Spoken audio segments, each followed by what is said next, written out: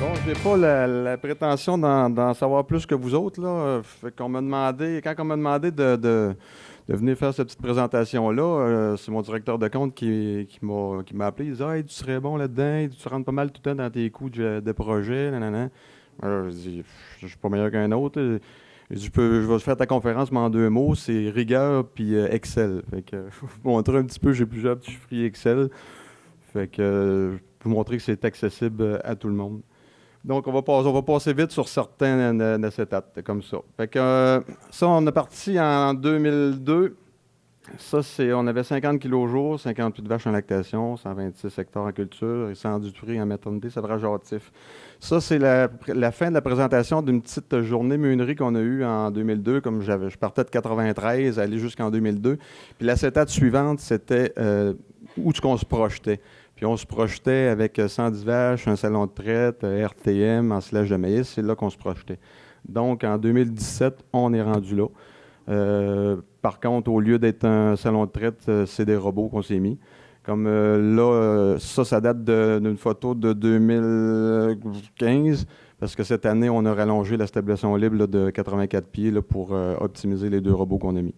Donc, on est rendu à 131,5 kg au jour, 105 vaches en lactation, deux robots, 132 hectares en culture. Puis là, on a transformé la maternité en engraissement et un taux de charge actuel de 48-51 %. Vous allez voir tantôt, là, en 2016, on était à 48. Fait que pour répondre peut-être à une question d'une madame tantôt qui disait en robotisation si c'est mieux ou pas, ben je suis capable de vous dire que j'ai des robots puis je suis capable de garder un taux de charge là, respectable. Donc, les propriétaires actuels, c'est moi à 60 %, ma soeur Manon à 20 % et mon père et ma mère sont encore dans l'entreprise. Mon père n'est pas sur la photo. Lui, il s'occupe plus là, de l'engraissement puis sur les tracteurs l'été. Il est semi-retraité puis il ne le sait pas encore. Mais au niveau de la gestion de l'étable, c'est vraiment nos trois. Comme je vous ai dit tantôt, ben, on avait une vision de 110 vaches avec un salon de traite double 6 à l'époque, mais avec le temps, on modifie notre vision, de l'ensilage de maïs et RTM, ça c'est tout réalisé. Les décisions d'investissement, pas en fonction des programmes. À l'époque, en 2011, le seul programme qu'on avait, c'était les subventions sur les citernes. Ça nous a peut-être devancé notre projet d'un an d'avance pour aller chercher la subvention qui finissait l'année d'après, mais c'était quand même pensé là, depuis longtemps d'avance. Avant de construire, moi, je vis tout le temps mes projets dans ma tête au moins minimum un an, 2 ans d'avance. Tu rentres dans l'étape, tu dis, bon, si la stabilisation libre serait là, le passage est là. Bon matin, au bout d'un mois, tu rentres, tu fais la même réflexion, mais tout, il t'apparaît de quoi dans la face. Hein, ça serait comme ça marche pas. Là. Fait que là, tu changes. Fait que ça te permet de corriger beaucoup de problèmes. Faire des visites de ferme pour voir les possibilités, filmer et classer numérique. Ça, je pense que juste moi qui faisais ça. J'ai fait des voyages en Ontario, certains au Québec aussi, parce que dans 2011, les fermes robotisées au Québec, c'était moins, il y en avait moins que présentement. Fait que j'étais le seul à avoir une caméra vidéo que je traînais avec moi, puis que aussitôt je rentrais à l'étable, record, puis tu filmes. Mais je regardais pas l'objectif, parce que souvent, si tu regardes l'objectif, tu perds un peu de ta visite. Fait que j'étais juste sur mon épaule. Puis rendu à la maison, je remettais tout ça sur mon ordinateur, puis je revisais la visite qu'on avait eue. Souvent, j'entendais des conversations que je n'avais pas entendues là, au moment présent, ou je voyais des choses que je n'avais pas vues.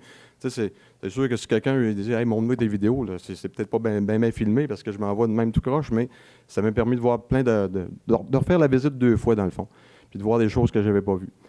Faire des investissements, une à la fois, phase 1, phase 2, phase 3, ça évite de se tromper. C'est un peu le même principe que visionner ton projet longtemps d'avance, c'est que tu peux modifier des affaires en cours de route. Parce que si tu fais tout en même temps, c'est sûr que je pense que tu vas te fourrer. Là. Puis aucun temps qu'à y être. Ben, tout ça, ça permet d'en pas d'avoir tant qu'à y être. Moi, je connais pas ça. Là, c'est tout planifié. Je sais que, bon, en 2011, on a fait ça. En 2012, on a fait ça. En 2014, on a un slage de maïs. Fait que c'est tout quoi qu'on avait planifié. Ça, c'est juste pour vous dire, c'est le chiffrier. Pour moi, de voir les chiffres, là, c'est mon chiffrier Excel que j'envoie à mon directeur de compte. Fait qu'on voit en rouge là, toutes les étapes là, chaque année, mettons, bon, l'année 1, l'année 2. Là. Fait qu'on va le voir plus tard. Budgétisation, plan et budget fait par l'ingénieur, si on parle de la construction de 2011 en tant que telle. La soumission de l'entrepreneur qui respecte le budget, fait que ça, j'ai été voir mon entrepreneur, puis j'ai validé ce que l'ingénieur m'avait sorti avec lui pour être sûr. J'ai dit, garde, il ne faut pas défoncer le budget, il faut rentrer dans nos coûts. Parce que en 2011, c'était l'année du gros move, là, qu'on peut appeler. Là, on passait de attaché à stabilisation libre. Fait que quand tu es un bon entrepreneur, on s'est assis comme il faut, on nous a repassé nos points. Validation de la capacité d'emprunt avec le conseiller en financement, mon directeur de compte à l'époque, qui m'a beaucoup aidé là-dedans. Puis les outils Excel pour le suivi budgétaire. Ça, c'est juste un budget de l'ingénieur. C'est juste pour vous dire que les chiffres aujourd'hui ont sûrement changé là, après 6-7 ans. Là. Mais c'est pour dire que c'est détaillé. Ça fait que souvent, on commence à le projet, ça va coûter à peu près ça. Mais quand tu vois le plan d'ingénieur, puis tu commences à défiler chaque ligne, ben, on le jette sans clôture. Tu es capable de vraiment de budgéter comme il faut avec ça. Puis, maintenant, tu arrives au bout de la ligne, OK, ouais, je pensais pas que ça coûtait tant que ça, mais quand tu as un bon plan comme ça, bon, même chose, c'est la suite là, du budget. Bon, puis nous autres, ben, au début, en 2011, comme je l'ai dit, on était peut-être serrés, fait qu'on a dit, ben garde, puis le quota rentrait à la graine. Fait qu'on a dit, on ne mettra pas le robot tout de suite. Parce que c'était dans nos projets. La première idée de tout, c'était peut-être de faire une étable pour les génisses, puis les vacheteries. Puis à force de jaser avec les intervenants, on a dit, ben, c'est mieux de faire une étable pour les vaches, puis tu mets tes génisses dans la vieille étable. Fait qu'on est parti sur cette idée-là. Fait que là, on a commencé à faire la stabilisation libre sans mettre le robot la première année. Puis c'est pour ça que là, on avait mis moins 270 000 là, dans le budget là, qui était pour la robotisation. Là. Puis lui, l'ingénieur, il rajoutait 5 d'imprévus que j'ai pas eu vraiment besoin d'utiliser. Fait que nous autres, on va le voir dans l'autre acétate ici. Alors, ça va être dans l'eau plus tard.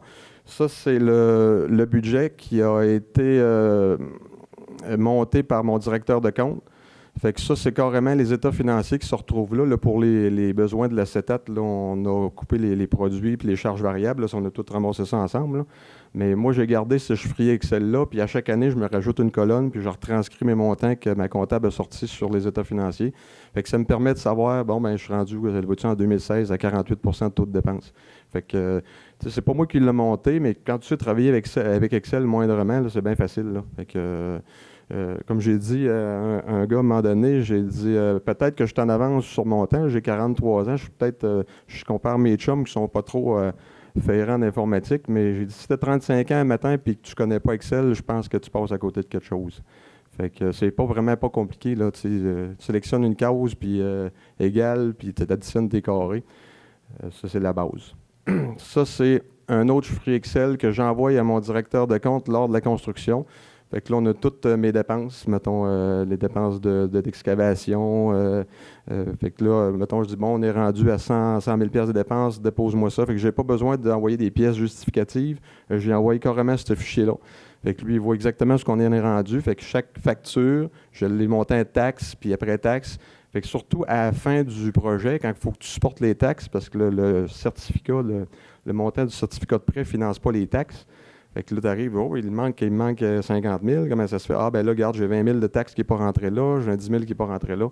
Fait qu'avec ça, on est capable de suivre assez facilement. Puis ben après ça, quand tu es dans Excel, ben, je jasais avec un autre producteur qui lui disait il faisait ça aussi, mais sur une feuille de papier. C'est très bien aussi, là. Sauf que quand tu veux additionner vite des chiffres, ben, c'est pas mal plus facile dans Excel. Tu sélectionnes une case, tu fais égal, tu cliques sur toutes tes cases, putain, excavation, ça m'a coûté 50 quelques mille, en tout cas, bon, peu importe. Ça, c'est la construction en tant que telle. C'est pas. Là, les photos ont été inversées. Là. Ça, c'est quand ils ont enlevé le végétal. Puis l'autre, ça, c'est quand ils ont commencé à creuser la citerne. Là, encore la citerne. Ça, nous autres, on a décidé de mettre une pré-fosse circulaire pour couper des coûts. Encore, mon entrepreneur, il disait que ça coûtait moins cher ça, parce que sans ça, une pré-fosse carrée, formée, déformée, coulée, on perdait 3-4 jours. Tandis que ça n'a pas été long. Bon, ça, c'est la footing, les murs de la préfosse, rien à dire là-dessus. La citerne, elle avait été donnée à contrat, tandis que la bâtisse, elle a été donnée, elle était à l'heure. Fait que, avec mon entrepreneur, d'habitude, quand il y en a qui se décrotte le nez, il se le fait dire. Fait qu'il n'y a pas de niaisage, il surveille ses employés comme il faut. Puis il n'y a pas une grosse équipe. Souvent, quand les gars ils ont des grosses équipes, il y en a qui se pilent ses pieds. Nous autres, on a tout le temps 6-7 hommes. Fait que l'entrepreneur est capable tout le temps de suivre ses hommes. Bon, le chantier vu des airs. Peut-être ce qui m'a aidé dans mes coûts de construction par rapport à d'autres, c'est une construction neuve. On ne touchait pas à de la rénovation, on ne touchait pas à du vieux. Ça, c'est plus facile à déterminer nos coûts à ce moment-là. Là, il y a juste cette partie-là qui était rattachée à notre vieille partie. Structure d'acier. Nous autres, c'était pour prévoir pour le futur. On ne voulait pas de poteaux à l'intérieur pour si dans 20 ans, la technologie change, on est obligé de tout refaire l'intérieur de la table puis de refaire du ciment, ben, on n'a pas de poteaux d'un jambe. Ça a 89 pieds de large. Ici, ben, on voit les 2 par 6 au plafond. Ça a été fait par nous autres pendant les vacances de construction. J'avais engagé des mon-oncles et des cousins, fait qu'on a tout fait notre intérieur. C'est les devoirs qu'on avait à faire pendant les vacances de construction, fait que ça, on a peut-être sauvé un petit peu là aussi. L'équipe, on va voir l'équipe, à l'autre photo, on n'est pas une grosse équipe, là, on était 6, 7, mais même il y en a un qui regarde à côté, là, c'est un voisin qui était venu nous aider, il n'est même pas payé. Même chose, on en voit encore 6-7, là, pas plus que ça. Fait que nous autres, on a fait ça durant l'été. Moi, il y en a qui font ça durant l'hiver. Regarde, j'ai pas. Mais moi, je ne ferai jamais de construction durant l'hiver. Même s'ils disent, on a plus de temps l'hiver. Moi, j'ai pas plus de temps l'hiver. L'hiver, c'est d'un papier, c'est des réparations de tracteurs. Il y a tout le temps d'autres choses. Puis l'été, ben, ça va plus vite. On n'a pas les doigts gelés, on n'a point de chauffer. Bon, c'est moi, c'est mon opinion. Ici, le plafond, le palrof, vois-tu, 2 choses. À l'autre bout, là, on a un plafond lift qui avait été réélargi. Fait que s'il n'y a pas de CSST ici, on est correct. Mais ça avait été une des choses de très, qui a augmenté la rapidité. Ça a pris 3 jours faire le toit. Le latté, le polythène, puis le palrof. Parce que là, il s'en allait avec une largeur de polythène à la fois avec le plafond lift. Ici, quand on a fixé aussi le palrof, bien souvent, il y a des petites fils en stainless, mais il y en a peinturées et non peinturées. Mon entrepreneur, il dit, t'as-tu besoin vraiment d'avoir des vis peinturées? Il dit, maudit que ça va mal. Il dit, les gars sont tout le temps en train de la vis, ça ne rentre pas comme il faut dans la bite. Je dis, non, j'ai pas besoin de ça. Fait que là, on a tout enlevé ça, on a économisé un 2000 $. C'est une affaire de 40-50 000 $ la vis. 50 000 vis pour 3-4 cents de différence la vis. En tout cas, ça fait la grosse différence à la fin. Là. Puis quand les chours de mouche sont là, tu ne vois plus les couleurs des vis, de toute façon. Bon, fait que ça, c'est l'extérieur pas mal fini, la citerne finie. Ben ici, on voit, regarde, en 2015, en 95, on avait fait la première citerne. Juste pour vous dire ici, les imprévus, ben, on a eu du dynamitage à faire pour la préfosse. Ça avoir été allumé pour 2 cents, je le savais qu'il y avait du dynamitage à faire. En 95, quand on a fait la citerne, elle était sur le roc à grandeur, puis on avait creusé pour mettre l'évacuaire. Fait que ça, j'aurais pu le prévoir. Mais bon, ça a été des petits coûts supplémentaires, mais c'est quand même pas été énorme. La clé du succès, planification, rigueur, discipline. C'est ce que je disais tantôt. Chiffre Excel, c'est sûr que c'est un chiffre Excel puis tu le remplis pas, ça vaut pas la peine. Fait que c'est de là la discipline. Fait qu'aussitôt que les factures rentrent, aussitôt que je la paye, je la marque dans mon chiffre Excel. Au pire, quand je donne un certain montant, je l'envoie par email à mon directeur de compte. Lui, il me dépose tel montant. Chef d'orchestre s'implique partout. Ben, dans mon cas, je m'implique, je suis partout, mais c'est pas dû à tout le monde peut-être, là.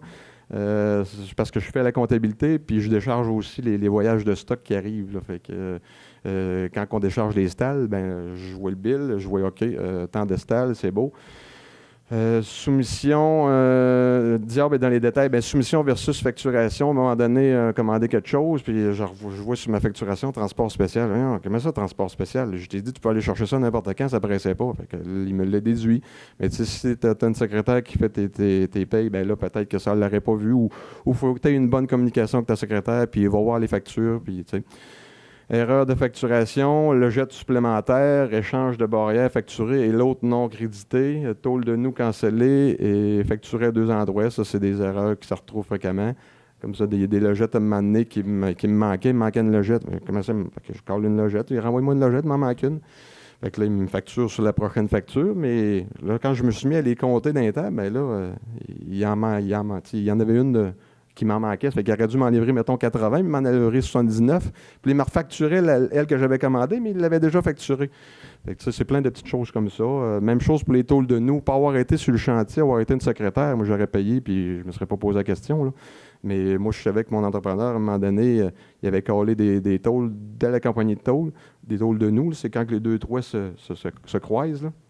Puis là, il était... en tout cas, il allait plus vite. Il aurait attendu après, fait qu'ils ont commandé une autre place, puis ils avaient cancellé la première place. Mais quand j'ai reçu ma facture de tôle de toit, il y avait des tôles de nous, mais qui avaient été cancellées, mais pas sur la facture.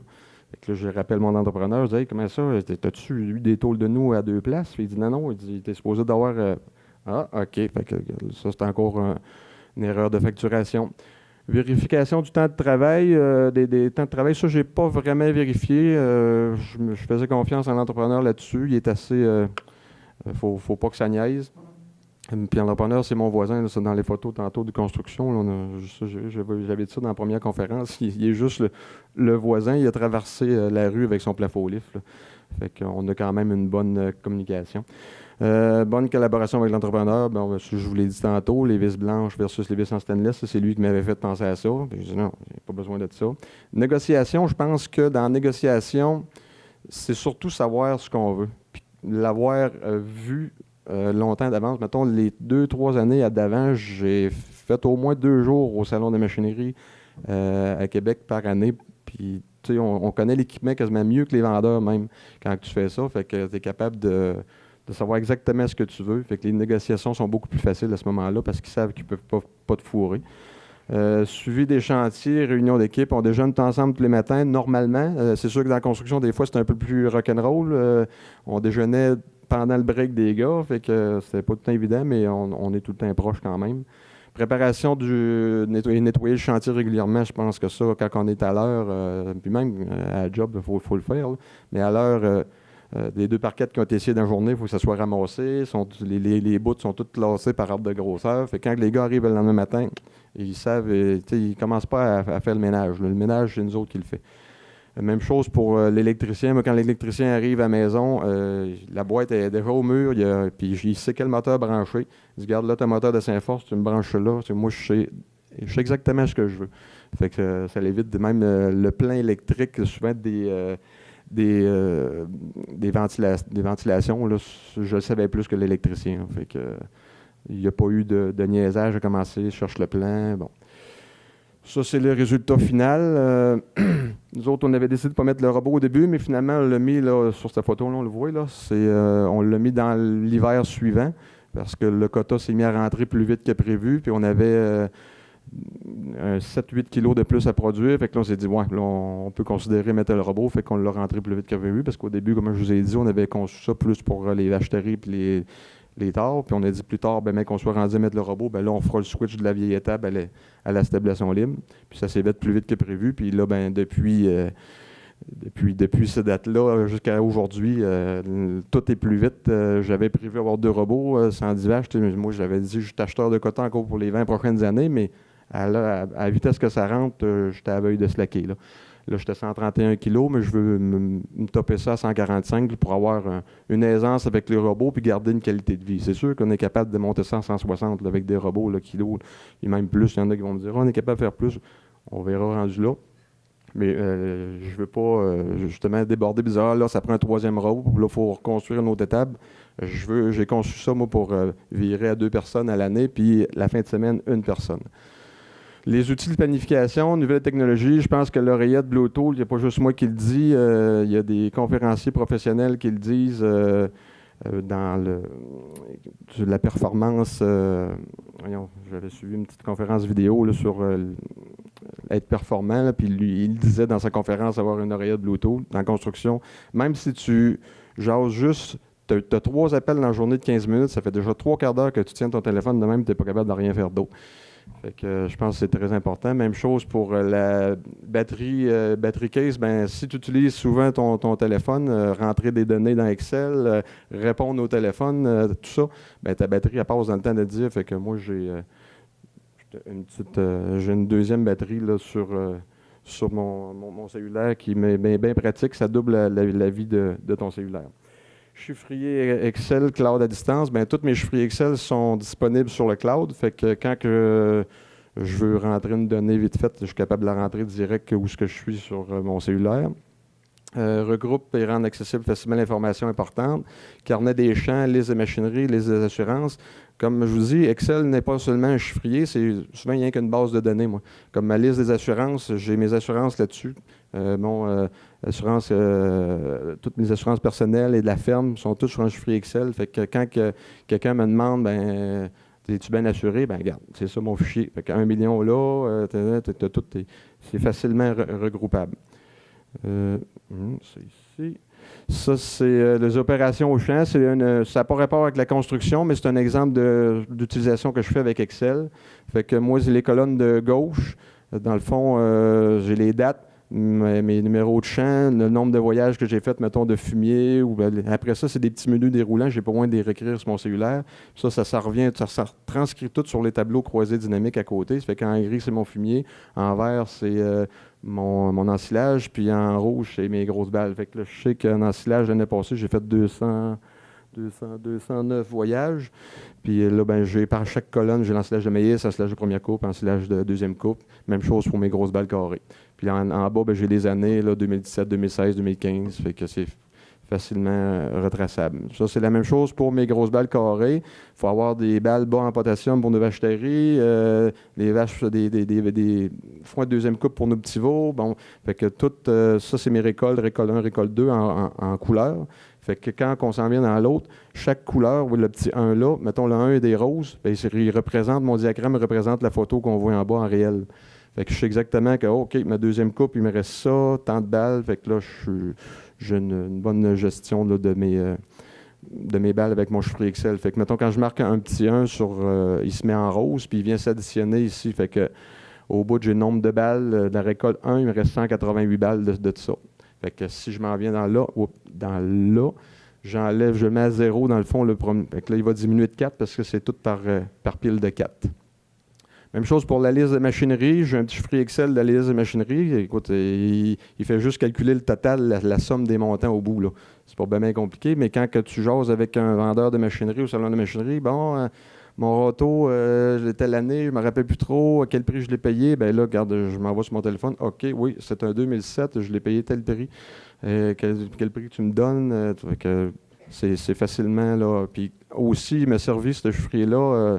Je pense que je suis le seul à faire ça. Quand mon assureur de ferme est passé, il y a 2 ans, il commençait à exiger une liste de machinerie des avoirs qu'on avait. Puis là, ben, c'est quoi complet? Il m'est arrivé avec des feuilles. Il dit, pas sûr que tu vas m'aimer. Fait que j'ai donné ça. Alors, il était content. C'est la première fois qu'il voyait ça. Puis ben, ça permet aussi d'avoir, chaque année, je la mets à jour, là, puis ma valeur marchande, fait que je sais un peu comment je suis rendu dans ma machinerie. Là, il y avait des couleurs, mais ça, ces couleurs, c'est parce qu'il y en a un qui est à vendre, puis les jaunes, c'est parce que c'est des rajouts. Fait que je les laisse en couleur un certain temps pour juste me rappeler là, qu'il y a eu des changements. Même chose pour un autre chiffre Excel que je fais pour chaque tracteur. Ben, c'est pas pour chaque tracteur, mais c'est le diesel que je mets dedans. Fait que je sais que le nombre d'heures, chaque fois que je tank le tracteur, je marque le nombre d'heures et le nombre de litres. Fait que le nombre de litres à l'heure, de gallons à l'heure se calcule tout seul, puis je mets un petit peu une description du type de travaux que je fais. Fait que ça me permet de voir la consommation du tracteur versus le travaux qu'il fait. Pour chaque tracteur, là, il y a des onglets en bas, là, fait que tous les onglets. J'ai eu un petit stagiaire, là, 2 ans, puis je disais, mec, tu tangues le tracteur, envoie-moi un fichier texte, puis combien de litres que tu as mis, puis combien d'heures qu'il y avait. Fait que moi, aussitôt que j'ai ce petit texte-là, ben, j'allais remplir mon fichier. Investissement d'avenir, ben on cherche à consolider l'entreprise. Amélioration intérieure pour fonctionner avec une personne, surtout la fin de semaine. Je ne dis pas de fonctionner une personne à l'année, mais parmi mes visites en Ontario, il y avait une ferme qui avait 3 robots puis fonctionnait à 1,5 personnes. Fait que j'ai dit, moi, je suis capable de fonctionner avec 2 robots, une personne. Fait que je le vise plus à une personne la fin de semaine, 2 personnes à l'année. Efficacité énergétique, comme vous avez vu tantôt, j'ai des silos. Puis dans le temps des récoltes de maïs, on est 2 personnes, 2 tracteurs, puis on remplit le silo 2500 en 3 jours. Fait que parce que j'ai un moteur électrique au blower, Fait que je me dis qu'avec le temps, il y a beaucoup de choses électriques qui marchent à la maison. Les convoyeurs nourrisseurs, j'ai pas de tracteur qui rentre dans l'étable pour nourrir mes vaches. Tout marche électrique. Si je suis capable de diminuer mes coûts électriques, je vais aller diminuer beaucoup mon taux de charge. Fait que je surveille beaucoup la technologie éolienne. On en a parlé tantôt. Ton chum, il y a des panneaux solaires. Je vais aller te parler tantôt. C'est toutes des nouvelles technologies comme ça qui m'allument, que j'aimerais bien aller chercher. Parce que je sais que sur ma ferme, je fais environ 25 000 d'électricité. Fait que si je serais capable de diminuer ça de moitié, ça ferait une grosse différence. Fait qu'en conclusion, une vision sans action est un rêve, puis une action sans vision est un cauchemar.